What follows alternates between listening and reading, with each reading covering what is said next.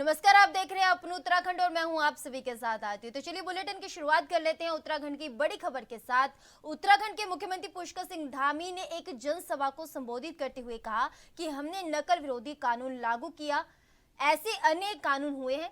हमने उत्तराखंड में दंगा विरोधी कानून भी बनाया है। उत्तराखंड में गुंडागर्दी ना हो, ये देवभूमि है, यहाँ पर शांति से रहने वाले लोग हैं, इसलिए ये कानून लाया गया है। अब कोई दंगा करेगा तो उसके द्वारा किए गए नुकसान की भरपाई उसी से वसूल की जाएगी।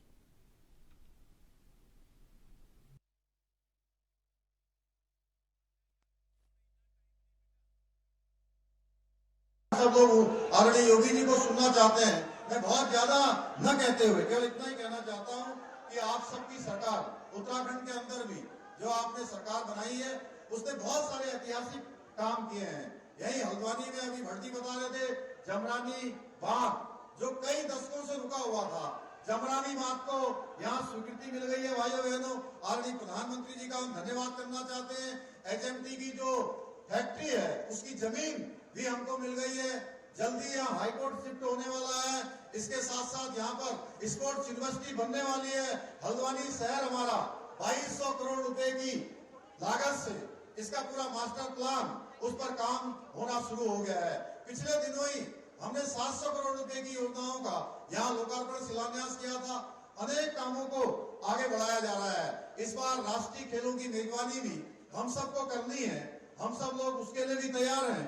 इसके साथ साथ राज्य के अंदर कुछ ऐतिहासिक निर्णय हमने लिए हैं जो पहले की सरकारों ने तुष्टीकरण के कारण से जिन निर्णयों को नहीं ले पाई थी। जैसे आप सबके सामने हमने संकल्प किया था कि चुनाव में कि नई सरकार बनेगी तो हम सबसे पहले उत्तराखंड के अंदर कोई काम करेंगे तो समान नागरिक संहिता का विधेयक पास करेंगे। भाइयों बहनों, मुझे बताते हुए खुशी है कि आप सबने जो हम सबको मौका दिया, हमने समान नागरिक संहिता UCC का विधेयक विधानसभा में पारित करके राष्ट्रपति महोदय ने भी उसको जो है अपनी मंजूरी दे दी है।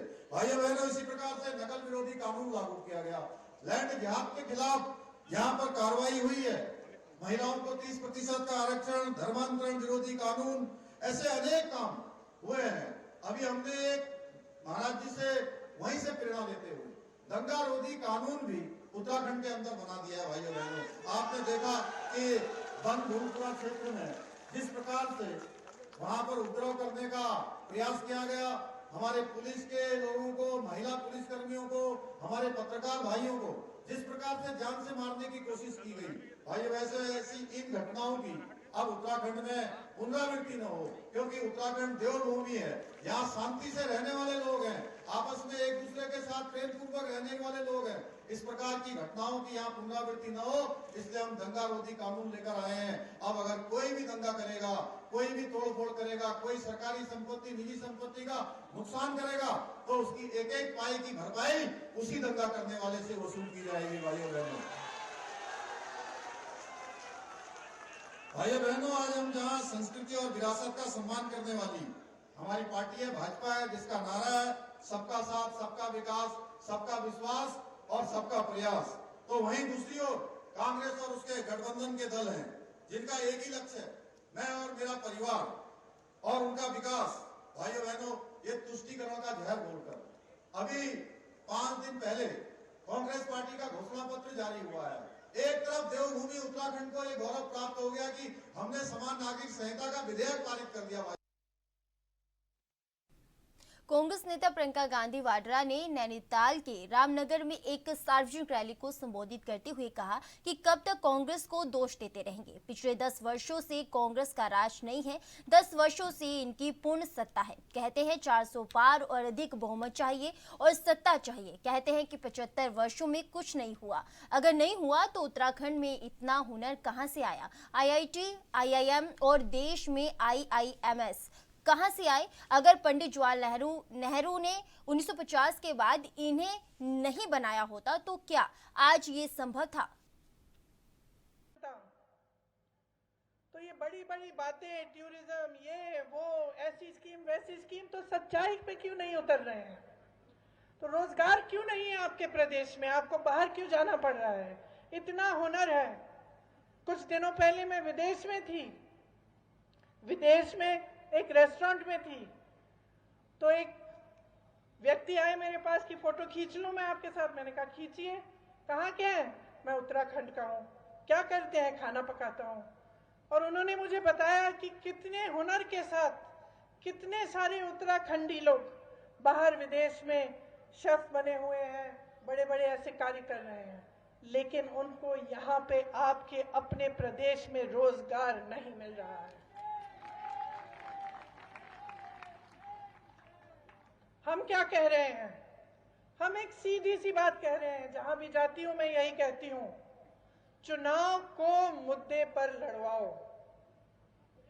नेताओं को ये कहती हूं, जब मुझे कहते हैं कि भाई मोदी जी ने ऐसे कह दिया वैसे कह दिया, हम क्या करें, धर्म की बातें करते हैं, मैं कहती हूं आप मुद्दों की बात करो। 10 साल बीत गए हैं, सब कुछ देख लिया जनता ने। जितने काम आपने करने थे वो कर लिए आपने। देख लिया है जनता ने क्या किया क्या नहीं किया। अब जनता चाहती है कि मुद्दों पर चुनाव लड़ा जाए। और मैं आपसे कह रही हूं, आपके मुद्दे क्या हैं आज? क्या है? रोजगार, यही पेपर लीक, यही 20-20 लाख के जो रोजगार बिक रहे हैं, ये जो नौजवान बच्चे सारे बेरोजगार बैठे हैं, क्योंकि सरकार की कोई स्कीम नहीं है। इनकी स्कीम है कि जो भी है बड़े बड़े उद्योगपतियों को पकड़ा दो। देश की जो संपत्ति हम सबके पूर्वजों ने, आपके पूर्वजों ने मेहनत से बनाई, बड़े बड़े पीएसयू बनाए जिससे रोजगार मिलते थे, बड़े बड़े उद्योग जिससे रोजगार मिलते थे, ये सब तो आपने अपने उद्योगपति मित्रों को दे दिया। तो अगर आपकी रोजगार की स्कीम ही यही है कि अडानी जी और अंबानी जी को सब आप सौंप रहे। उत्तराखंड के मुख्यमंत्री पुष्कर सिंह धामी ने जनसभा को संबोधित करते हुए कहा कि हमने आपसे वादा किया था कि हम समान नागरिक संहिता लाएंगे। बताते हुए खुशी हो रही है कि हमने उत्तराखंड में समान नागरिक संहिता का विधेयक पारित कर दिया है। हम एक तरफ देश में समान नागरिक संहिता की बात कर रहे हैं और कांग्रेस पार्टी मुस्लिम पर्सनल लॉ की बात कर रही है।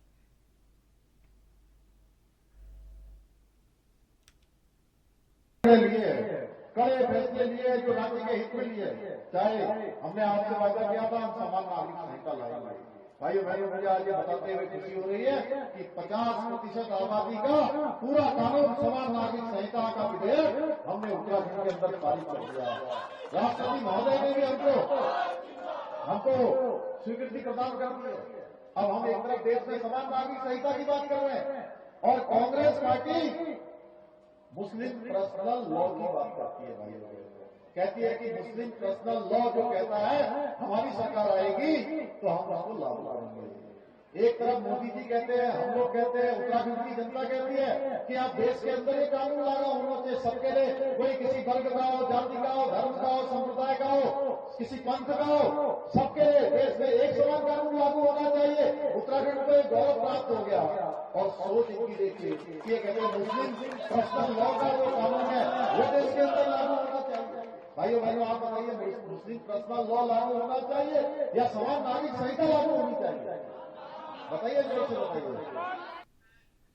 आज कांग्रेस की राष्ट्रीय महासचिव प्रियंका गांधी रामनगर पहुंची, जहां कांग्रेस कार्यकर्ताओं ने प्रियंका गांधी का जोरदार स्वागत किया। वहीं कांग्रेस पार्टी की राष्ट्रीय महासचिव प्रियंका गांधी ने रामनगर में विशाल जनसभा को संबोधित किया। इस दौरान मंच पर कई विधायक के साथ कई नेता मौजूद रहे।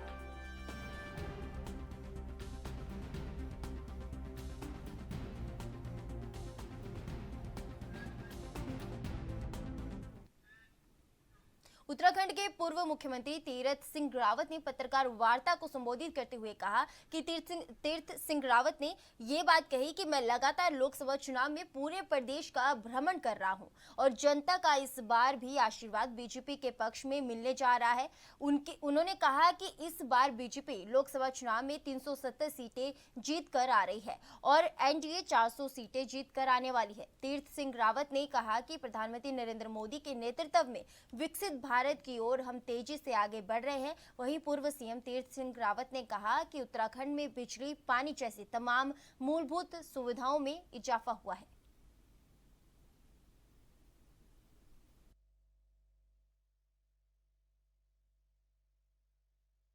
All weather road, Bharatmala road, national high road पाट दिया। इतना रोडों का जाल बिछ गया है तो जिसकी कोई गिनती नहीं है। प्रधानमंत्री सड़क योजना के तहत लगभग 500 किलोमीटर रोड तो मैं नहीं, स्वयं मैं अपनी लोकसभा की बात करता हूँ। जोशीमठ का मैं उदाहरण दूं तो एक जब केवल भारतमाला रोड के तहत पीपल कोठी से आगे जाकर के नीचे तक रोड जा रही थी, जोशीमठ छोड़ दिया गया था, तो वहां के लोग 3 महीने धरना दिए और धरने को चलाने वाला हमारा बिल्कुल विचारधारा से हट करके वामपंथी अतुल सतीश जो उसका संयोजक है, मेरे तो बड़े निकट हैं सारे लोग, और नगर पालिका का चेयरमैन कांग्रेसी, ब्लॉक प्रमुख कांग्रेसी, हमारे भी लोग थे, वो धरना चलाए 3 महीना। लेकिन जब मैं दिल्ली में और कहा कि ये जोशीमठ अलग छूट रहा है, तो मुझे मेरे पास आए, तो महेंद्र भट्ट उसमें विधायक थे, झारखंड का चुनाव लड़ रहा था, मैंने कहा भाई आ जाओ, लेकिन सबको साथ लेके चलना। मैंने कहा ना विकास के मुद्दे पे कहीं राजनीति नहीं, लेकिन मैंने कहा ये ब्लॉक प्रमुख है, नगर पालिका चेयरमैन हमारे नहीं है, तो बुलाओ सबको। ऐसे 8 लोगों को बुलाया, गडकरी के साथ बैठक हुई। इन्होंने पहली बार ऐसा देखा हुआ कैसे बैठक होती, नहीं तो ज्ञापन देके आते थे, फोटो खिंचा ली मंत्री के साथ में, चले आते थे। ये देखते थे, ये होता था ना दिन 1 घंटे का डिस्कशन, पूरी तरह सचिव वहां, केंद्रीय आपका बीआरओ का डायरेक्टर वहां, अन्य सारे लोग, नेशनल एनएच का पूरा सेक्रेटरी वहां बैठा हुआ, और इन 9 लोगों के सामने जब बैठक हुई, डीपीआर हाथों हाथ हुई। जब मैंने समझाया कि केवल बॉर्डर नीचे नहीं, माना नहीं, बॉर्डर नीति की तरफ। लोकसभा चुनाव के बीच अग्निवीर योजना पर कांग्रेस पार्टी लगातार केंद्र सरकार पर हमला बोलते हुए नजर आ रही है। कांग्रेस के पूर्व कैबिनेट मंत्री हीरा सिंह बिष्ट ने प्रधानमंत्री पर निशाना साधते हुए कहा कि प्रधानमंत्री 4 साल की नौकरी के बाद युवाओं को घर भेज रहे हैं और बुढ़ापे में खुद के लिए 5 साल और मांग रहे हैं ताकि वो देश को और लूट लें। साथ ही उन्होंने कहा कि यह सरकार नीति कहां से ला सकती है, क्योंकि ये व्यापारियों और लालाओं की सरकार है। फिलहाल रुकेंगे छोटे से ब्रेक के लिए, आप देखते रहे अपन उत्तराखंड।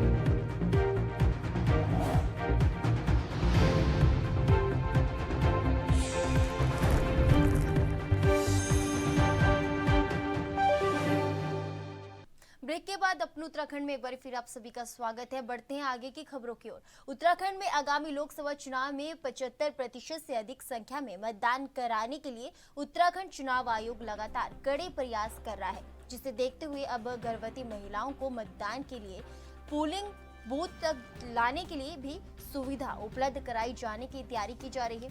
इस बात को लेकर उत्तराखंड के संयुक्त मुख्य निर्वाचन अधिकारी नमामि बंसल ने बताया कि उन गर्भवती महिलाओं की मैपिंग की गई है जिन्हें मतदान के दिन डोली की जरूरत हो।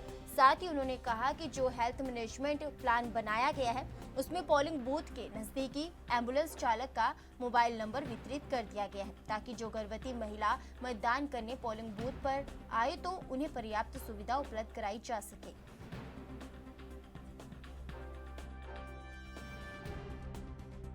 बिल्कुल, जो कि हमारी जितनी भी धात्री माताएं हैं यानी कि प्रेग्नेंट लेडीज हैं, उन सभी की मैपिंग की गई है कि लास्ट ट्राइमेस्टर में विशेष रूप से कौन सी ऐसी प्रेग्नेंट लेडीज हैं जिन्हें डोली की आवश्यकता होगी। और साथ ही साथ जैसा कि booth wise health management plan भी जो बनाया गया है उसमें नजदीकी जो 108 एम्बुलेंस है उसके वाहन चालक का नंबर शेयर करते हुए भी व्यवस्था ये की जा रही है कि जो भी हमारी प्रेग्नेंट लेडीज हैं जो कि मतदान करने के लिए केंद्र पर आएंगी, उनको यथासंभव सारी सुविधा दी जा सके, उनके घर से लेकर के रोड हेड तक एम्बुलेंस के माध्यम से, और उसके बाद जो कि वैसा होता है कच्चा रास्ता, वहां पर डोली के माध्यम से उनकी व्यवस्था की जा सके। जो डोलीज हैं वो प्रत्येक ग्राम पंचायत स्तर पर उपलब्ध रहती हैं। ये एनआरएचएम में भी इसकी व्यवस्था है।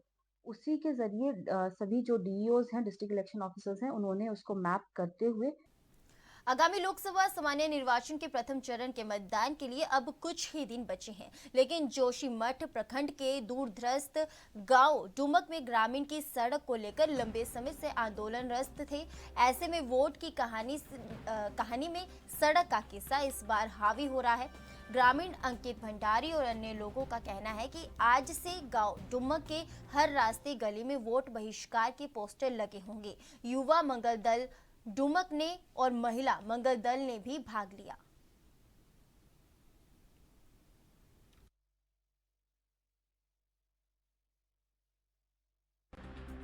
सनवाल है और हम ग्राम डुमक निवासी हैं और हमारे डुमक में आज तक रोड नहीं आई है। देश को आज़ादी हुए इतने साल हो चुके हैं बट स्टिल यहाँ पे रोड का कोई कुछ नहीं है। हमें आज भी नीचे से 18 किलोमीटर पैदल चल के आना पड़ता है, तब जाके हम इस गांव में आ सकते हैं। यहाँ पे स्वास्थ्य को लेकर भी कुछ नहीं है और अगर कोई बीमार पड़ जाए, कुछ हो जाए तो उसे 18 किलोमीटर पैदल चल के जाना पड़ेगा। उसकी वजह से कुछ भी हो सकता है, उसकी जिम्मेदारी कौन लेगा? सरकार लेगी, कौन लेगा? वो कुछ नहीं पता है। तो इसी चीज़ को चलते हुए हमारे गांव के लोगों ने ये निकाला है कि इस बार हम वोट नहीं देंगे। पहले आप रोड ले आओ, फिर आप वोट मांगे। मैं कल्पना सनवाल ग्राम डुमक गांव से। हम सारी महिलाओं ने ये निर्णय लिया है कि हम वोट नहीं देंगे क्योंकि हमारी मांगें पूरी नहीं की जा रही है। हम 2 महीने से आंदोलन पे बैठे हुए हैं। हम गांव में मतलब आंदोलन कर रहे हैं कि हमें रोड चाहिए। हम इसलिए रोड के कारण हमें कई सारी परेशानियां उठानी पड़ती है। हमें कई सारी परेशानियों का सामना करना पड़ता है। बिना रोड के हम मतलब बहुत सारी कठिनाइयाँ देखनी पड़ती है। इसलिए हमने ग्राम डुमक वाली महिला मंगल दल ने सारा निर्णय लिया है कि हम वोट नहीं डालेंगे। नमस्कार मित्रों, मैं अंकित सिंह भंडारी, डुमक सामाजिक कार्यकर्ता। आज फिर बात करते हैं सहेला गामूड मैकोट बेमरूड डुमक कलकोट की, जो विगत 15 वर्षों से निर्माणाधीन है। हमने विगत 3 महीनों से लगातार संघर्षरत हैं हम अभी भी, और आज तक भी सरकार, शासन, प्रशासन सब सोई हुई है, विभाग सोया हुआ है, और जिसके चलते हम आगामी लोकसभा चुनाव का बहिष्कार करने के लिए पूरा गांव निर्णय ले चुका है। कल हमने जिलाधिकारी महोदय को ज्ञापन भी दे दिया है कि हम आगामी लोकसभा चुनाव का बहिष्कार करेंगे, जिसके चलते संघर्ष जारी रहेगा और आने वाले समय में हम संघर्ष की, आंदोलन की रणनीति बना चुके हैं। धन्यवाद। फिलहाल के लिए अपने उत्तराखंड में मेरे साथ बस इतना ही। अब बने रहे ANV न्यूज़ के साथ। नमस्कार।